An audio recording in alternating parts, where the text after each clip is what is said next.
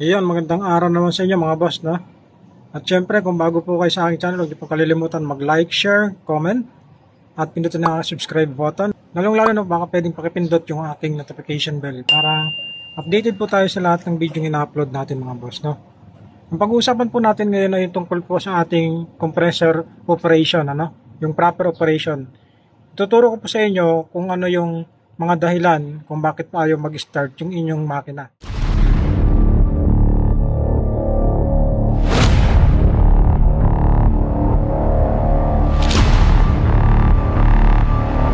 Welcome na naman sa ating channel at meron naman po tayong bagong tutorial na ipapakita sa inyo.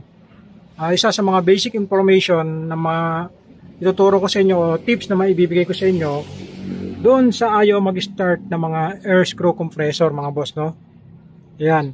So bibigyan ko kayo ng mga ilang detalye o yung mga pamamaraan na alam natin na magagawa nyo sa inyong unit mga boss. Unang-una, syempre, maging memorize kayo dito sa ating panel mga boss. Ito, pinapakita ko sa inyo yung panel namin ng isang Airman na 750. Although meron yan mga iba't ibang klase ng panel mga boss na kung makikita natin.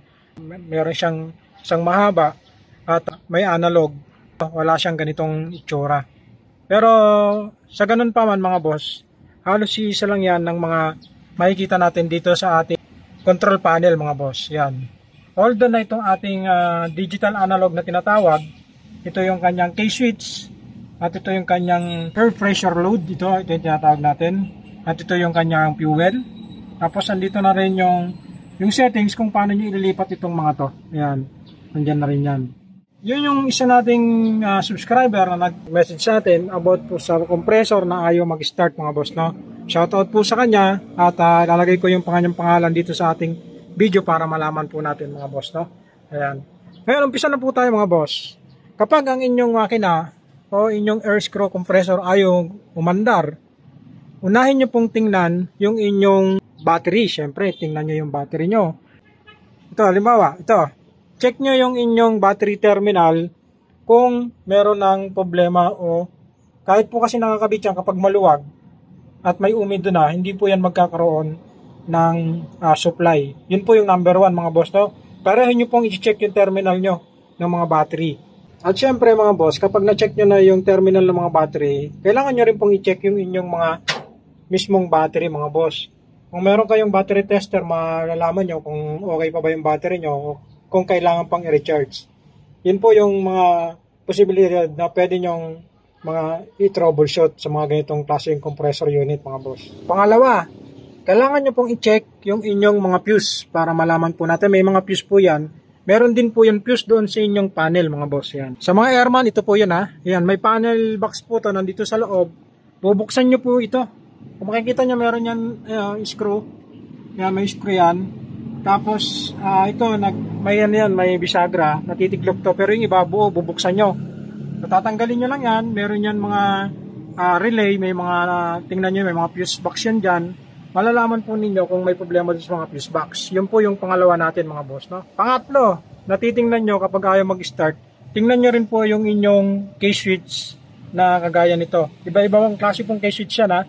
Pero sa mga Airman at saka mga Denyo, halos ganito po, pare-parehas yan. Yun po yung pangatlo natin, yun i-check nyo mga boss, no? Sa pang-apat naman mga boss, kung makikita nyo sa ating video, meron tong tinatawag na air pressure switch o pressure load, ano? Ito po yun. Yan po yung pressure switch na tinatawag. Yan, natatakpan na yan. Pag tinanggal nyo yan, mayroon yan tatlong kulay dyan. Kagaya po ng may nakalagay dyan na NO at saka NC. Tapos yung isa po is neutral or ground na nakalagay dyan. I-check nyo po yan kasi yan po yung isa sa nagiging dahilan kung bakit ayaw mag-start ng inyong compressor. Panglima na kailangan nating i-check. Siyempre, ito po yung isa sa pinaka kailangan nyo talagang tingnan kapag na-check nyo na yung apat na yun mga boss, no? Tingnan nyo kung yung manual fuel feed pump at saka itong ating fuel water separator ay kung magkakaroon ng function kapag kayo ay nagkaroon ng actual pagbomba dito sa ating manual fuel feed pump mga boss yan. Meron pong iba-ibang klaseng fuel feed pump po tayong makikita sa ating mga air screw compressor mga boss, no? Ayan, ito po yung ating panglima na kailangan nyong i-check. Ito po yung sa lahat na dapat wag nyong kakalimutan kapag na-check nyo na yung mga sinabi ko, ano, sa mga airman.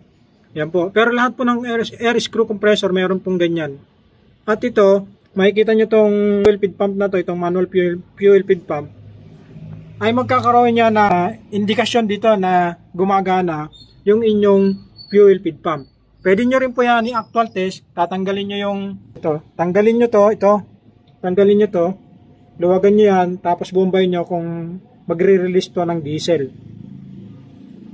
Kasi possible, isa sa mga nagiging dahilan kung bakit ayaw mag-start ng inyong mga compressor ay dahil yung diesel po natin may tubig. O kaya naman yung ating mga fuel filter, mga fuel line ay mga barado na o nakakahitsit na siya ng tubig. Lalong-lalo na po dun sa mga may sensor mga boss, no. Napaka-sensitive ng ating mga compressor unit o air screw compressor unit na may mga sensor kasi konting dumi o tubig. Kagaya po nito, itong nakikita nyo sa akin, kapag ganito po, ito sa Airman 750 natin ay hindi masyadong nadidetect yung ganitong dumi. Ayan o. Ang magiging ano niya lang yan ay yung mismong makikita nyo na madumi yung inyong diesel. Kailangan nyo yan maintenance, kailangan nyo yan linisin o tanggalin yan, palitan nyo, tapos check nyo yung diesel tank nyo, mag-drain kayo para malaman nyo kung ano yung itsura ng diesel nyo. Yun po yung ating pang 5 mga boss, no? Yung ating fuel feed pump. At yung pang-6 mga boss, kung makikita nyo sa ating video, meron tayong makikitang dalawang release valve doon sa may area na yun mga boss, no? Ayun. Ito yung isa sa makikita nyo rito sa mga compressor. Ito yung pinaglalagyan natin ng mga hose. Ang iba niyan ay isa lang. Itong 750 ay dalawa po yung meron. No? Yan po yung load side ng ating mga hangin. Ito po yung pang-6 ituturo ko sa inyo, no? Sa mga hindi nakakaalam at hindi nakakapag-seminar, nakakapag-training ng mga ganitong klaseng unit at napag-aralan nyo lang base dun sa mga itinuro at nakikita nyo mga preposition o mga pre-orientation. So ipapakita ko sa inyo ngayon, sasabihin ko ang isa sa mga nagiging dahilan kung bakit tayo mag-start yung inyong engine, yung inyong compressor ay dahil meron pong naipong hangin sa inyong tangke o kaya dito po sa ating control release valve. Yan po, no? Ngayon, kapag naka-off naman yan at matagal nang nakahinto, pwede kayong mag-release dito mga boss. Magre-release kayo rito, mararamdaman nyo na meron yan malakas na pressure na lalabas na bubuga dyan. Yun po yung palatandaan na meron pong naiipon na malakas na pressure o hangin dyan sa ating receiver tank. Lalong-lalo na syempre sa ating control valve na tinatawag mga boss, no? Ayan. Na-connect yan dyan, syempre, meron yan parang check valve dyan sa loob. Kailangan yung i-release kasi naiipon yan kahit patay na yan. Although na dito makikita nyo rito sa ating load side indicator ay naka-zero, meron pa rin pong naiiwan yan dito sa ating control valve na tinatawag mga boss, no? Ito po yung load side ng ating mga hangin. Yan po yung isa, yung pang-6 natin. Tandaan nyo po yan ha. Kapag ayaw pa rin po, i-check nyo yung inyong control loading valve. Yan, itong side na to. Mag-release kayo dyan. I-release nyo po lahat dyan. Yun po ay gagawin nyo for safety purpose na naka-off yung inyong engine mga boss. Kapag yun ay nakapatay na. Kasi syempre, halimbawa, ginamit nyo po yung inyong unit. Tapos, after 1 hour, mag-operation ulit kayo. Nagtaka kayo kung bakit ayaw na siyang mag-start. Yun po yung isang palatandaan na meron kayong naiiwan na hangin sa inyong receiver tank o sa inyong control release valve mga boss. Kaya kailangan nyo mag-release dito para mawala yung airlock na tinatawag natin. Meron pong tinatawag yan na airlock.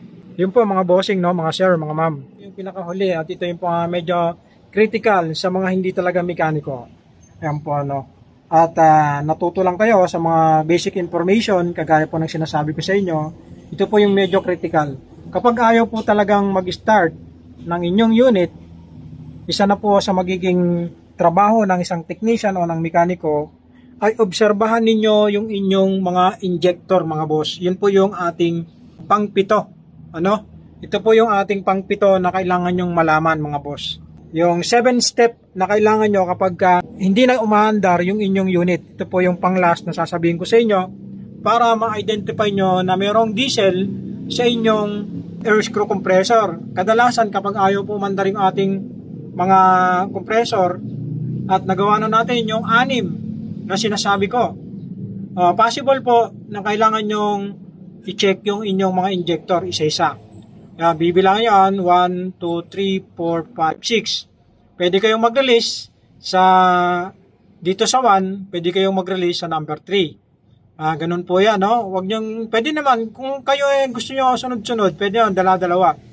Pero ako kasi ang ginagawa ko sa mga makina natin, kapag alam kong may tubig o nakahitit ng tubig, o kaya naman may hangin, hindi po kasi talaga kakaroon ng indikasyon na umandar yung inyong makina. Hindi po yan magtutuloy, mauubos lang yung battery nyo, pero hindi po yan andar dahil meron pong naiwan na hangin sa inyong mga injector. Yun po yung ating pang-7 dapat na inaalam.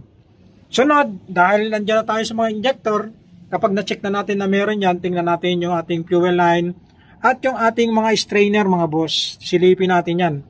Yan, pwede kayong mag-release dito sa ating mga fuel filter. May mga indikasyon po yan. Tandaan nyo lang po kapag mag-check kayo, magre-release kayo, unahin nyo muna dito sa mga release fittings na to. Sa mga filter natin, meron po yan. Lahat po yan meron. Ang lahat po ng unit natin, meron yan. Tawag na strainer o banjo bolt. Yun po yung release ng diesel, mga boss, no? Based po sa aking kaalaman o sa mga natutunan ko at sa mga itinuro din ng mga taga-Airma, taga-Atlas, ano? Hindi lang po kasi Airma ng hawak ko, kasama na rin po yung Atlas. Sila na rin po yung nagbigay sa akin ng mga information at nagturo. Pero in advance lang po natin yon, mga boss. Ayan po, at dahil in advance po natin yung ating nalalaman sa ating mga air screw compressor, mga boss, inaral natin yung mga basic hanggang sa mga critical issue ng ating mga compressor, mga boss, no? Ako na rin ang nag-improve yung ating mga ginagawang technical troubleshooting, mga boss, sa ating compressor. Ako na rin po yung nag-aaral na personally sa akin, iniisa-isa ko base doon sa manual na binigay sa atin ng ating mga kaibigan at base na rin sa mga nakikita kong mga nagiging problema ng ating unit. Pinag-aralan ko po isa-isa yung ating mga compressor unit. Kahit na sabihin na wala doon sa mga libro, mga manual na binigay sa atin, nakikita ko na halos kaparehas yung mga natutunan natin actual sa ating mga compressor, mga boss. At dahil natuto tayo sa mga pamamaraan natin, tayo yung nag-aral mag-isa at inalam natin yung mga posibilidad na pwede pang mangyari na hindi naman lumalabas doon sa mga indicator o mga nagiging basic trouble nitong ating unit. Pinag-aralan natin kung ano yung mga pwedeng mangyari, mga susunod na pwede nating galawin para naman maalagaan natin yung ating mga compressor unit, mga boss, no? Kung makikita nyo sa aking unit, wala pa akong ibinababa sa loob ng aking pagtatrabaho rito. Sa loob ng 7 years na po ako rito sa company. Ni isa po sa mga hinawakan kong unit, sa loob ng pagpalagay na po natin ng 6 na taon, wala pa po akong ibinababa na kahit na isang unit ng makina na air screw type compressor natin. Tanging ang naging trabaho natin, alagaan natin, alamin yung mga nagiging umpisang trouble o yung nagiging umpisa niyang problema sa ating mga unit, mga boss. Kaya yun ang naging dahilan kung paano natin napag-aralan ng maayos yung ating unit, mga boss. Ngayon po, kasama na rin syempre dyan yung pag-check natin, inspection na tinatawag, no? Yung visual inspection natin sa ating unit kapag dumadating galing ng site. Syempre hindi lang po tayo magbe-base sa ating ginagawang sinasabi nating preventive maintenance, ano? O yung PMS natin. Although na kailangan lang natin palitan yung ganito, yung mga yan, meron tayong nakikita pa unti-unti hanggang sa kailangan nating palitan yung mga hose nito, radiator hose, hydraulic hose, kasi yung po yung nagko-cost ng malalaki. Kapag may nakita kayong maliliit sa ating mga compressor, yun po yung nagko-cost ng mga malalaking problema, yung maliit na problema na yon. Inaral po natin yan based on my experience sa ating trabaho at step by step natin inisa-isa para na maintindihan natin, hindi lang po tayo yung nangangapa o nagtatanong kung sino-sino. Kasi sa totoo lang mga boss, nag-research ako sa YouTube mulat sa pool nung hawakan ko yung mga compressor. Wala po akong makita at wala akong maintindihan sa YouTube na nagtuturo actual sa ating mga air screw compressor, kundi tayo na po ang nagsaliksik sa sarili natin at inalam natin kung ano yung mga posibilidad na pwedeng mangyari. Kagaya po nito, may papakita ko sa inyo. Kung makikita nyo rito, meron tong mga dugtong kasi nung time na yon ay wala pa kaming mabilihan na talagang replacement nitong ating radiator hose. Kaya bumili po kami ng mga putol-putol. Ginawan ko na lang po ng paraan. Kasama po ng aking mga kasamaan sa maintenance.